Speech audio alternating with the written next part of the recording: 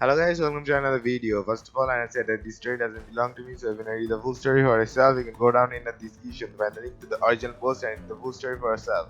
That being said, let's get into the video. What if Minato had adopted Obito or a better route?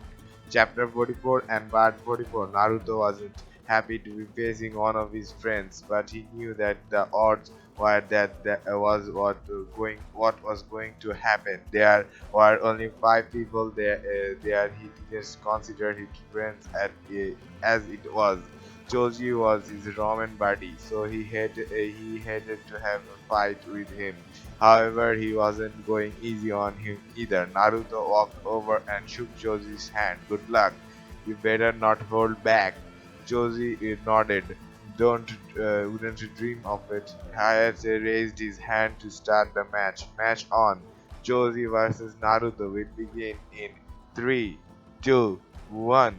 Begin. Neither of them wasted any time. Naruto made over a dozen clones and sent them all at Choji. Choji made his favorite hand seals and his body began to expand. A human boulder. Choji turned into a giant spinning boulder heading for Naruto at full speed. Most of the didn't have time to run. But the real Naruto got out of the way as soon as he saw Choji's transformation. Choji hit the wall and left a rather large crater. He managed to turn himself around and aim himself at Naruto again. It didn't take long for Naruto to realize Choji couldn't turn on. He got rolling. Turn couldn't turn once he got rolling. Something Naruto could use to his advantage. Naruto made some hand seals and summoned one of his toads. He whispered through the toad.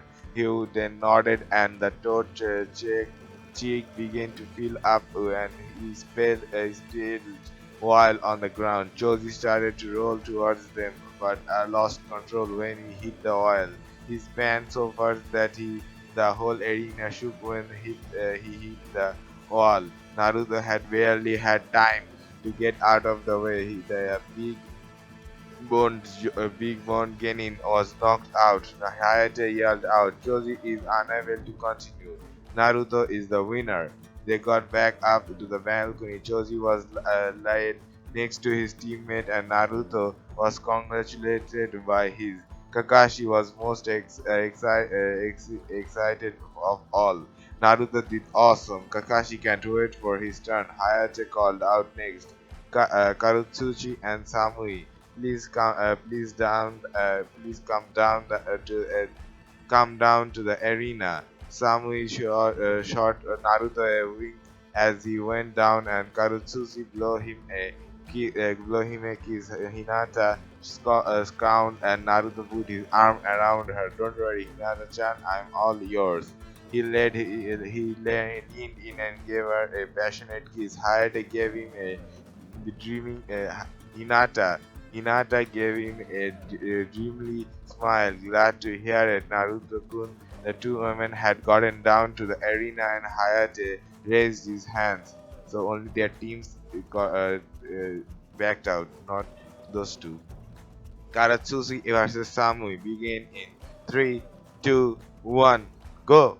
Samui moved fast, launched a fury of shurikens to the rock ninja. Karatsushi jumped back, the shuriken missing her by just inches. She made some hand seals and put her hand to her mouth. Much to everyone's surprise, she shot a massive cloud of ash at Samui. Samui braced herself for the hit, but the ash didn't really hurt. It was some kind of trap. It wasn't meant to hurt. Its purpose was to blind Samui and force her to breathe in the ash, pulling out her tento. Samui closed her eyes and began to rely on her other senses to fight Karotsuchi. She heard someone running at her and took a slash at them with her tenton.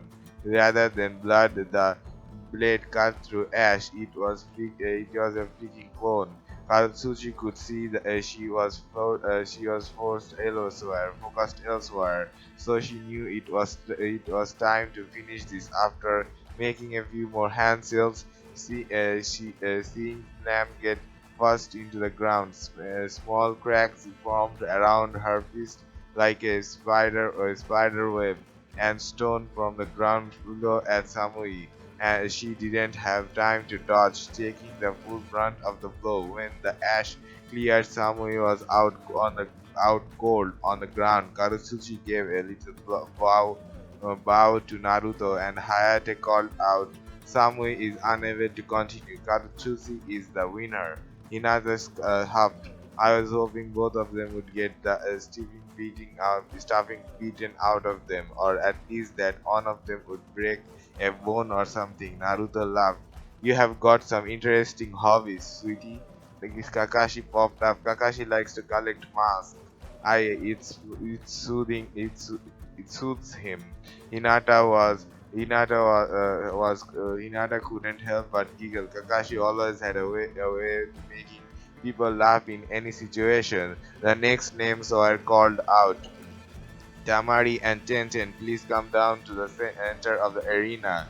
Kankaro went pale. "Oh shit." Gaara looked at his older brother. "What's the issue?" "Either way, someone you care will win." Kankaro rolled his eyes. Whenever your girlfriend has to fight your sister is not a good thing." The two ninjas walked down to the arena, never leaving the knot never leaving Kankaro's stomach. Sakura walked back from the hospital with a small frown on his face. Shizune had bought the story about Sasuke walked back from the hospital with a small frown on his face. Shizune had bought the story about his chakra peeling off and ran a few tests on him. She said that it was a little off, but nothing major. It was probably because of some stress, is what she told him. Oh, he was stressed, all right. He pretended to be down about not being in the exam. He breathed. Shizune said that he made the right choice and he could just take the next exam in 6 months. Sasuke went home to try and think of some way out of all of this, to try and make sure that the sick son of a bitch couldn't get whatever he was after. While he didn't have any ideas of what he would do, he knew he wasn't going down without a fight. Obito did his best to try and process everything that was going on. So the hidden waterfall Jinchuriki, considered the container of the seven-tailed uh, Fu, and her teammates squandered, and now she's with us, flattered her, and now she's with us. I get that part. But you are telling me they just sent us a message telling you that they don't want her back? We inside. They are not a village. They what that's even going to be they are not a village that's ever going to be a major military power. So they didn't think that there's any point in having a Jinchuriki. Her parents died years ago, so there's no one left there that cares about her. They have been looking for an excuse to get rid of her for a while now. Obito cringed slightly at the last part. He knew what it was like to feel unwanted. So how exactly are we going to help her? Lin already had a plan made up in mind to get in mind. She is kind of linked on latched onto me. I was one who found her, and I have been the one checking up on her at the at the hotel she's staying at. It's probably best if she stays with us for a while. Obito chuckled at the thought of having another person staying at the mansion. Sooner or later, we're going to run out of room there. Rin smirked at her husband. We can always build some new rooms. Obito shook his head. How do we always end up being the one who takes everyone in? Jean walked over and sat on her husband's lap. Because you don't have the heart to turn anyone away. It's one of the things I love about you. Obito had held his wife close to tell her she can stay with us when you get the chance. Go tell her she can stay with us when you get the chance. Rin nodded. All right. Did Anko get anywhere with Kabuto? Obito had some good news on that front. Oh yeah, he spilled his guts and gave us some great information. Anko didn't use as much of a torture as usual. More mental games than anything. He was begging her to stop talking in just 20 minutes. Green was impressed. Wow, go uncle. So what did he tell you? Obito wasn't sure how to answer that without terrifying her. Just that Orochimaru got some special weapon up his sleeves. We have already figured out how to counter it though. Rin didn't like the sound of that. What's special weapon? Older shrugged. Don't worry about it. It's already taken care of it. It will take too long to explain, and we have got to go and talk to Fu. Rin couldn't argue with that. Fine, but you will be telling me sooner or later. Obito breathed a sigh of relief. He had dodged the bullet there. Fu looked around her hotel room with a small frown on her face. It wasn't a very homing place to stay. It had plain brown walls and a lumpy bed. To be honest, it was kind of a dump. There was a knock at the door, and Fu got up to answer it. She was very pleased when she opened the door. Lady Rin, I'm so glad to see you. Rin gave her a gentle smile. You can just call me Rin. We just head back from the hidden.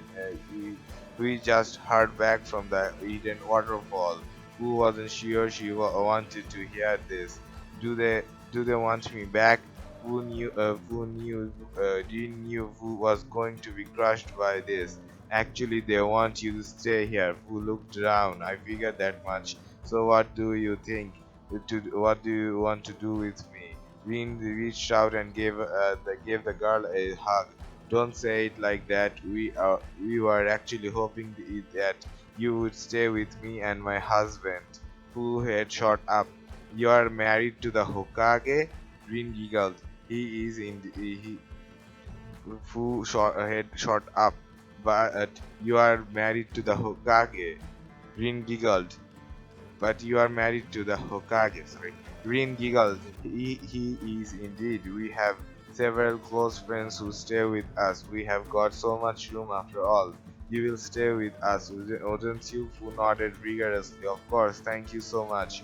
Rin was glad to hear it. Go pack a bag. We will leave as soon as you are ready. Pooh ran and grabbed her bag with a huge smile on her face. Looks like things are going to turn around for her from a year on after. Obito suffered nervously in his chair as he thought about the battle coming or how he was going to tell Rin. He had faced some powerful opponent in his life, but the three Hokages, that was a lot even for him. Obito was going to sacrifice three of his ninja to Orochimaru was going to sacrifice three of his ninjas to revive three of the most feared men who would ever lived, and Obito had to join Sarutobi and the others to pray that they could defeat them. The first Hokage, master of the hidden old style, a real legend. Only Madara was able to give him any kind of challenge, or at least that was what the older generation said. Anyways, the second Hokage, the strongest water element who had ever element who had ever lived, except maybe Kisame Hoshigaki, except maybe Kisame Hoshigaki. He could use extremely powerful water juices without being anywhere near water. Last but not least, the fourth Hokage. His legendary teleportation technique was feared far and wide. If everything Kabuto told them about that jutsu was true, then this wouldn't be an easy fight, even with all the help he would have. The odds didn't seem great. Obito never thought he would see the day he had to fight his own senses. Strange thing was he wasn't actually afraid to he wasn't actually afraid of the fight itself. Just telling Rin about it. As strong as the people he was facing were, he knew he had the entire village and his family to protect, so he couldn't lose. With something like that on the line, there was no way even the Hokage could beat him. The Hokages could beat him. Obito wasn't afraid, just determined. This was going to be one of the greatest battles the Leaf had ever seen, and Obito wasn't about to give up. He would make sure the Leaf and everyone in it was safe. You could count on that. That's all for part 44 and chapter 44 of A Better Route, or what if Minato had adopted Obito. I have to see in the next video. Bye bye.